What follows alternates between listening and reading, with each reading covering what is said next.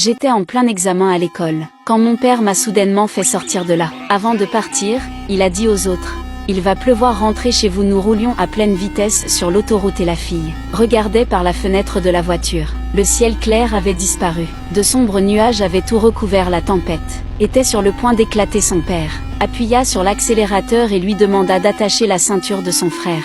Mais il refusa. Le père se retourna et lui cria dessus. La voiture faillit devenir incontrôlable.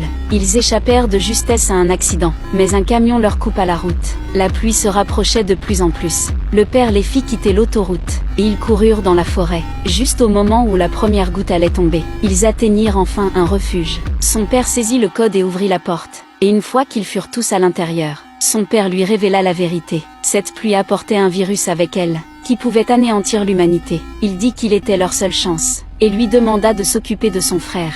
Il enfila la combinaison de protection et quitta le refuge. Moins de 10 minutes s'étaient écoulées, lorsqu'on frappa soudain à la porte. Elle pensait que son père était revenu, mais sa mère dit que c'était impossible. Il aurait lui-même ouvert la porte. Au moment même où elle disait cela, ils se retournèrent et allèrent vers la porte. La fille y courut et ouvrit la porte. De l'autre côté se tenait un inconnu qui tremblait de tout son corps. Il tira sur les vêtements de son frère et faillit l'emporter avec lui. Sa mère se jeta immédiatement sur lui, et le plaqua au sol, mais la pluie avait déjà trempé ses vêtements. Complètement, la fille vit de ses propres yeux sa mère s'effondrer. Lentement, elle n'eut plus d'autre choix. Elle ferma la porte et laissa sa mère dehors. Il pouvait entendre ses cris de l'autre côté, et elle et son frère s'effondrèrent au sol, épuisés et totalement brisés intérieurement. Beaucoup de temps passa, mais son père ne revint jamais. La communication était rompue depuis longtemps. Depuis longtemps, ce bunker était leur refuge et en même temps leur prison. 5 ans plus tard, son frère était déjà un jeune homme. Leurs provisions touchaient presque à leur fin.